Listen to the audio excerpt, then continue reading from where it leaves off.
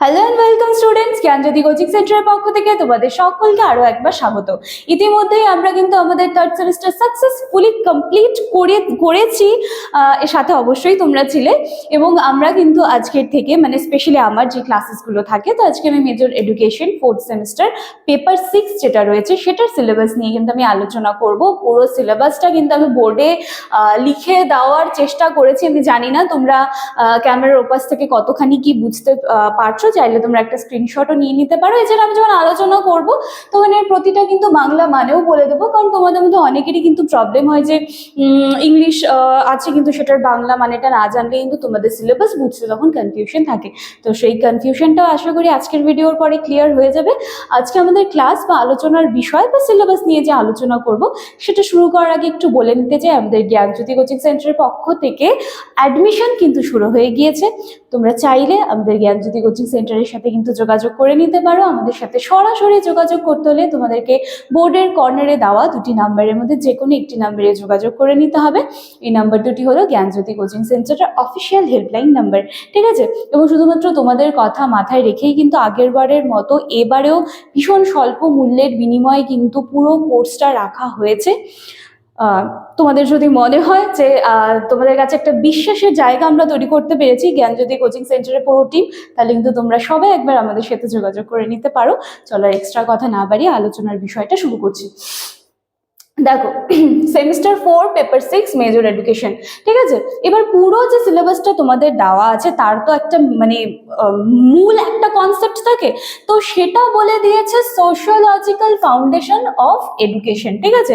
এটা হচ্ছে তোমাদের মূল কনসেপ্ট। এবার ওটার মধ্যে তোমাদেরকে আগের বারে যেমন ইউনিট 1, 2, 3, 4 ছিল, এবারও সেম কিন্তু ইউনিট 1, 2, 3, 4 রাখা হয়েছে, ঠিক আছে? সোশিওলজিক্যাল ফাউন্ডেশন অফ এডুকেশন, ঠিক আছে? চলো তাহলে এবার হচ্ছে ইউনিট 1 যেটা আছে সেটা শুরু করি। তো এখানে রয়েছে হচ্ছে সোশিওলজিক্যাল ফাউন্ডেশন অফ এডুকেশন, মানে হচ্ছে শিক্ষার যে সামাজিক ভিত্তিটা রয়েছে সেটা হচ্ছে মূল আলোচনার বিষয়। সেখান থেকে 1, 2, 3, 4 এরকম করে ইউনিট কিন্তু দিয়ে দেওয়া হয়েছে। চলো, সবার প্রথমে আছে unit 1 social change and education, ঠিক আছে? তার মানে হচ্ছে কি যে সামাজিক পরিবর্তন এবং এডুকেশন, এটা হচ্ছে ইউনিট 1 এর হচ্ছে মুদ্রা কথা। এবার এটার মধ্যে ABCD করে এভাবে দেওয়া আছে, দেখো প্রতিটা জিনিস আলোচনা করছি। সবার প্রথমে দেওয়া আছে definition, characteristics, factors and education as an instrument of social change. আশা করছি তোমরা কিন্তু ক্যামেরার ওপাশ থেকে দেখতে পাচ্ছ, মানে সামাজিক পরিবর্তন সংজ্ঞা, এর বৈশিষ্ট্য, এই যে বিষয়গুলো রয়েছে সেটা হচ্ছে ইউনিট 1 এ দেওয়া আছে, ইউনিট 1 এর A নাম্বারে দেওয়া আছে। তারপরে বলছে যে প্রাইভেটাইজেশন, গ্লোবালাইজেশন, এটার মধ্যে মিনিং অ্যান্ড ইম্পর্টেন্সটা কিন্তু পড়তে হবে, ঠিক আছে? তার মানে এই যে বিটা যেটা আছে সেখানে কিন্তু বেসরকারিকরণ এবং বিশ্বায়ন, এই ব্যাপার যে আছে এই দুটো বিষয় পড়তে হবে তোমাদের। চলো তারপরে চলে যাচ্ছি সিতে, এডুকেশন অ্যান্ড সোশ্যাল স্ট্র্যাটিফিকেশন, এটার মধ্যে definition, characteristics and factors of social stratification কিন্তু আলোচনা করতে হবে, মানে হচ্ছে শিক্ষা এবং সামাজিক স্তর বিন্যাস, এই বিষয়ে কিন্তু রয়েছে তোমাদের ইউনিট 1 এর সিতে। আচ্ছা, এরপরে রয়েছে D, education and social mobility, এবং ওটার মধ্যে কিন্তু meaning, types and role of education in social mobility, ঠিক আছে? ওখান থেকে শেষ করে এখানে আমি কন্টিনিউ করেছি। তো শিক্ষা এবং সামাজিক গতিশীলতার অর্থ, সামাজিক গতিশীলতায় শিক্ষার ধরন, ভূমিকা, ঠিক আছে? প্রতিটা বাংলা মানে কিন্তু আমি একদম যাতে কোনো রকম মিস্টেক না হয় আমি সেই হিসাবেই কিন্তু আলোচনা করে দিচ্ছি। এইবারে হয়ে গেল ইউনিট 1টা কমপ্লিট। এবার ইউনিট 2, ইউনিট 2তে কি আছে? সোশ্যাল ইস্যুস গুলো আছে, মানে সামাজিক যে ইস্যুগুলো বা সামাজিক যে সমস্যাগুলো আছে সেই ব্যাপারে দিয়ে দিয়েছে ইউনিট 2তে। হিউম্যান রিসোর্স অ্যান্ড ডেভেলপমেন্ট দিয়ে দিয়েছে, সেটার মধ্যে কিন্তু মিনিং অ্যান্ড সিগনিফিকেন্সটা আলোচনা করতে হবে। তারপরে রয়েছে হিউম্যান রিসোর্স অ্যান্ড ডেভেলপমেন্ট, মানে যেটা হচ্ছে তোমাদের মানব সম্পদ উন্নয়ন, সেই বিষয়টা দেওয়া হয়েছে। বি নাম্বারে রয়েছে আনএমপ্লয়মেন্ট অ্যান্ড পোভার্টি, ঠিক আছে? মানে হচ্ছে দারিদ্র, বেকারত্ব যে বিষয়টা সেটা, এবং সেটার মধ্যে causes and method of education, এটা কিন্তু আলোচনা করতে হবে, মানে তার কারণগুলো বা হচ্ছে সরি এরাডিকেশন আছে, হ্যাঁ, মেথড অফ এরাডিকেশন। তো পদ্ধতি, কারণ এগুলো যেগুলো আছে সেটা আলোচনা করতে হবে। তারপরে সি নাম্বারে রয়েছে provision of education for society and economically backward classes. মানে হচ্ছে কি, মানে হচ্ছে ব্যাকওয়ার্ড ক্লাসেস মানে কি, পিছিয়ে পড়া যে সমস্ত জাতিরা রয়েছে, ঠিক আছে, সেই ব্যাপারে কিন্তু আলোচনা করা হয়েছে। সামাজিক এবং অর্থনৈতিকভাবে অনগ্রসর শ্রেণীর জন্য শিক্ষার ব্যবস্থা, এই কথাটা বলা হয়েছে।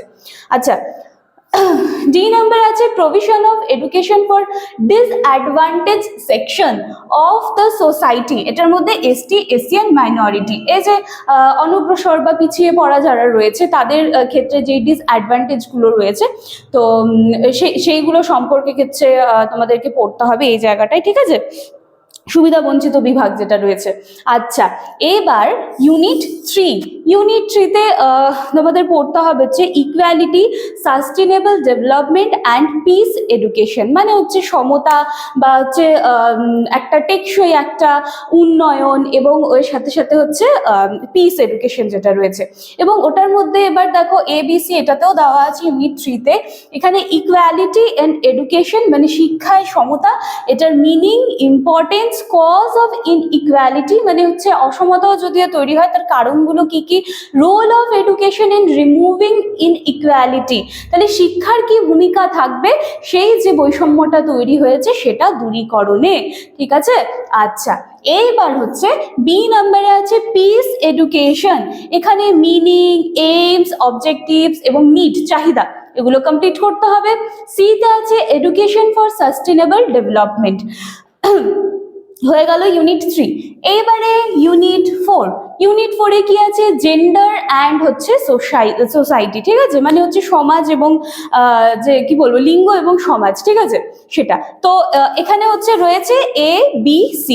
তো এ নম্বর রয়েছে concept of gender and sex, এবং এটার মধ্যে হচ্ছে তোমাদের হচ্ছে মানে লিঙ্গ কি এর ধারণা, ঠিক আছে, ওটা হচ্ছে দেওয়া হয়েছে। তারপরে বি নম্বরে রয়েছে যে gender role and relationship matrix, মানে হচ্ছে এই লিঙ্গের ভূমিকা যেটা রয়েছে সেটা।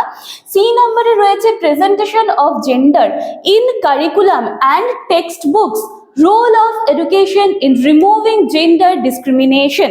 তাহলে কি হচ্ছে পাঠ্যক্রম, পাঠ্য বিষয়, লিঙ্গ যে জেন্ডারের যেই বিষয়টা রয়েছে সেটা, তারপর যে জেন্ডার ডিসক্রিমিনেশন যেটা রয়েছে, রোল অফ এডুকেশন মানে শিক্ষার কি ভূমিকা রয়েছে জেন্ডার ডিসক্রিমিনেশনে, বা এই যে লিঙ্গ ভিত্তিক যে বৈষম্যগুলো হয় সেইটা দূরীকরণে শিক্ষার কি ভূমিকা। তো এই কিন্তু ছিল তোমাদের হচ্ছে পেপার 6-এর ইউনিট 1, 2, 3, 4 চারখানা কিন্তু আমি আলোচনা করে দিলাম। আমি একটুখানি ফ্রেম থেকে সরে যাচ্ছি, তোমরা চাইলে একটা স্ক্রিনশট কিন্তু নিয়ে রাখতে পারো। পুরো ভিডিওটা শুনে নিলে আমি আশা করছি যে সিলেবাস নিয়ে কিন্তু কনফিউশন থাকবে না। আজকে এই পেপারটা আমরা কমপ্লিট করলাম। এবার তো আমার রেগুলারলি আবার ভিডিওস আগের বারের মতো তোমরা পেয়েই যাবে, জাস্ট একটুখানি কিন্তু ফলো করতে হবে জ্ঞানজ্যোতি কোচিং সেন্টার চ্যানেলকে।